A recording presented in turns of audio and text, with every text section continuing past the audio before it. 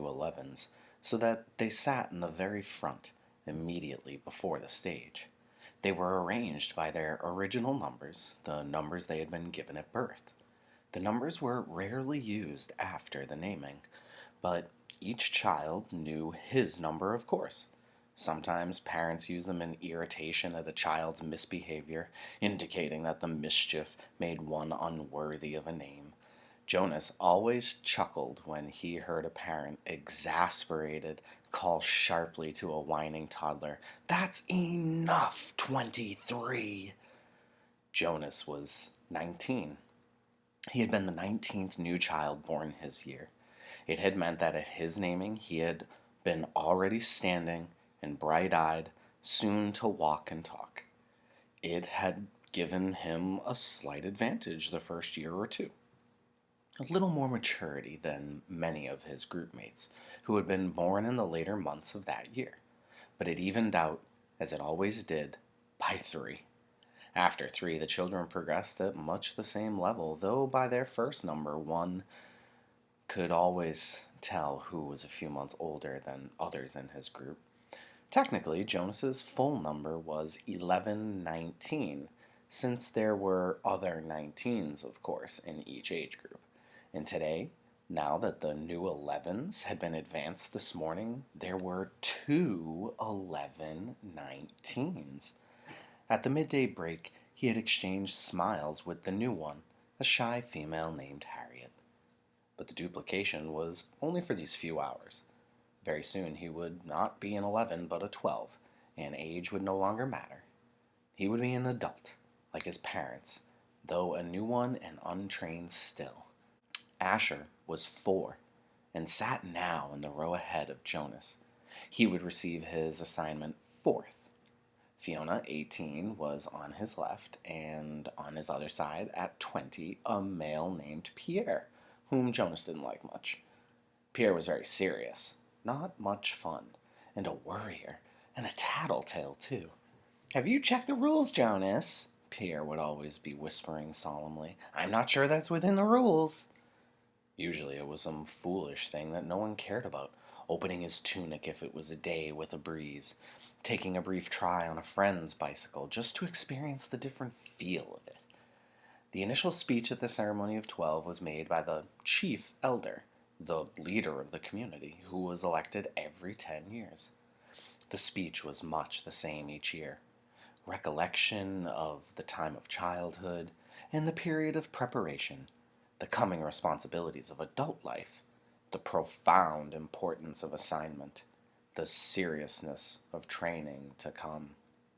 Then the chief elder moved ahead in her speech. "This is the time," she began, looking directly at them, "when we acknowledge differences.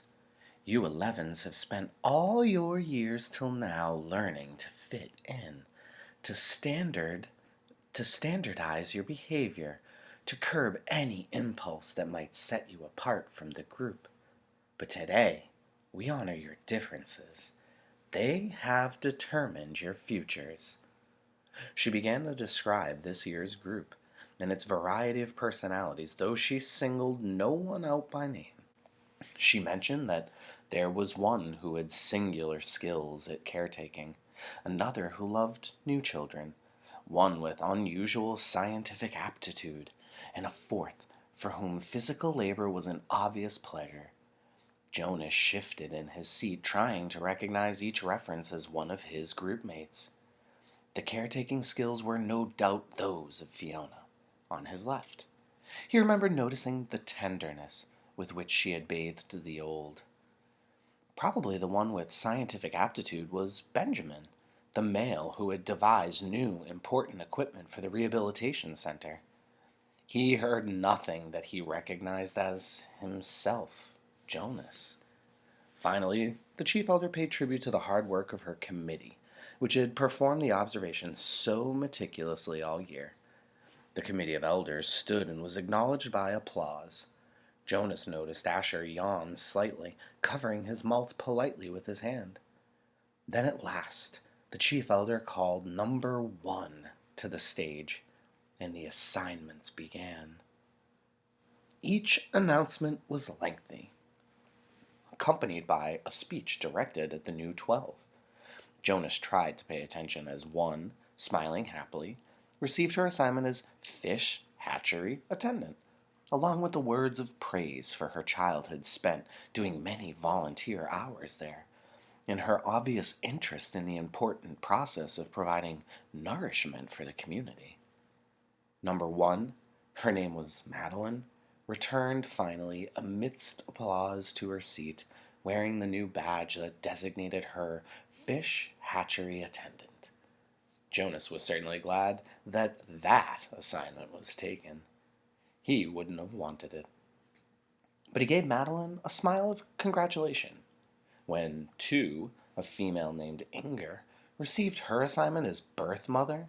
Jonas remembered that his mother had called it a job without honor, but he thought that the committee had chosen well. Inger was a nice girl, though somewhat lazy, and her body was strong. She would enjoy the 3 years of being pampered that would follow her brief training, but she would give birth easily and well, and the task of laborer that would follow would use her strength, keep her healthy, and impose self discipline. Inger was smiling when she resumed her seat. Birth mother was an important job, if lacking in prestige. Jonas noticed that Asher looked nervous. He kept turning his head and glancing back at Jonas until the group leader had to give him a silent chastisement, a motion to sit still and face forward. 3. Isaac was given an assignment as instructor of sixes, which obviously pleased him and was well deserved. Now there were 3 assignments gone, none of them ones that Jonas would have liked. Not that he could have been a birth mother anyway, he realized with amusement. He tried to sort through the list in his mind, the possible assignments that remained, but there were so many he gave up. And anyway, now it was Asher's turn. He paid strict attention to his friend as he went to the stage and stood self-consciously beside the chief elder. All of us in the community know and enjoy Asher, the chief elder began. Asher grinned and scratched one leg with the other foot. The audience chuckled softly. When the committee began to consider Asher's assignment, she went on, there were some possibilities that were immediately discarded, some that would clearly not have been right for Asher. For example, she said, smiling, we did not consider for an instant designating Asher an instructor of threes. The audience howled with laughter. Asher laughed too, looking sheepish but pleased at the special attention. The instructor of threes were in charge of the acquisition of correct language. In fact, the chief elder continued, chuckling a little herself, we even gave a little thought to some retroactive chastisement for the one who had been Asher's instructor of threes so long ago. At the meeting where Asher was discussed, we retold many of the stories that we all remembered from his days of language acquisition. Especially, she said, chuckling, the differences between snack and smack. Remember, Asher? Asher nodded ruefully, and the audience laughed aloud. Jonas did too.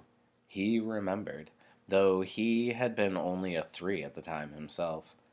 The punishment used for small children was a regulated system of smacks with the discipline wand, a thin, flexible weapon that stung painfully when it was wielded. The child care specialists were trained very carefully in the discipline methods. A quick smack across the hands for a bit of minor misbehavior, 3 sharper smacks on the bare legs for a second offense. Poor Asher, who had always talked too fast and mixed up words even as a toddler. As a 3, eager for his juice crackers at snack time, he one day said, smack, instead of snack, as he stood waiting in line for the morning treat. Jonas remembered it clearly. He could still see little Asher wiggling with impatience in the line. He remembered the cheerful voice call out, I want my smack! The other 3s, including Jonas, had laughed nervously. Snack, they corrected. You meant snack, Asher. But the mistake had been made, and the precision of language was one of the most important tasks of small children. Asher had asked for a smack. The discipline wand in the hand of the childcare worker whistled as it came down across Asher's hands. Asher whimpered, cringed, and corrected himself instantly. "Snack," he whispered. But the next morning he had done it again, and again the following week. He couldn't seem to stop, though for each lapse, the discipline wand came again, escalating to a series of painful lashes that left marks on Asher's legs. Eventually, for a period of time, Asher stopped talking altogether when he was a 3. "For a while," the chief elder said, relating the story, "we had a silent Asher, but he learned." She turned to him with a smile. "When we began to talk again, it was with greater precision. And now his lapses are very few. His corrections and apologies are very prompt, and his good humor is unfailing."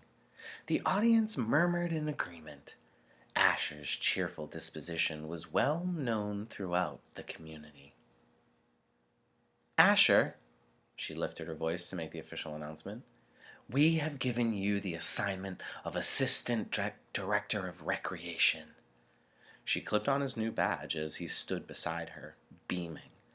Then he turned and left the stage as the audience cheered. When he had taken his seat again, the chief elder looked down at him and said the words that she had now said 4 times, and would say to each new 12. Somehow she gave it special meaning for each of them. "Asher," she said, "thank you for your childhood." The assignments continued, and Jonas watched and listened, relieved now by the wonderful assignment his best friend had been given. But he was more and more apprehensive as his own approached. Now, the new 12s in the row ahead had all received their badges. They were fingering them as they sat, and Jonas knew that each one was thinking about the training that lay ahead. For some, one studious male had been selected as doctor, a female as engineer, and another for law and justice. It'd be years of hard work and study. Others, like laborers and birth mothers, would have a much shorter training period. 18, Fiona, on his left, was called. Jonas knew she must be nervous, but Fiona was a calm female. She had been sitting quietly, serenely throughout the ceremony. Even the applause, though enthusiastic, seemed serene when Fiona was given the important assignment of the caretaker of the old. It was perfect for such a sensitive, gentle girl, and her smile was satisfied and pleased when she took her seat beside him again. Jonas prepared himself to walk to the stage when the applause ended, and the chief elder picked up the next folder and looked down to the group to call forward the next new 12. He was calm now that his turn had come. He took a deep breath and smoothed his hair with his hand. 20, he heard her voice say clearly. "Pierre." "She skipped me?" Jonas thought, stunned. Had he heard wrong? No. There was a sudden hush in the crowd, and he knew that the entire community realized that the chief elder had moved from 18 to 20, leaving a gap. On his right, Pierre, with a startled look, rose from his seat and moved to the stage. A mistake. She's made a mistake. But Jonas knew, even as he had the thought, that she hadn't. The chief elder never made mistakes. Not at the ceremony of 12. He felt dizzy and couldn't focus his attention. He didn't hear what assignment Pierre received and was only dimly aware of the applause as the boy returned, wearing his new badge. Then, 21, 22, the numbers continued in order. Jonas sat dazed as they moved into the 30s and then the 40s, nearing the end. Each time, at each announcement, his heart jumped for a moment, and he thought wild thoughts. Perhaps now she would call his name. Could he have forgotten his own number? No. He'd always been 19. He was sitting in the seat marked 19. But she had skipped him. He saw the others in his group glance at him, embarrassed, and then avert their eyes quickly. He saw a worried look on the face of his group leader. He hunched his shoulders and tried to make himself smaller in the seat.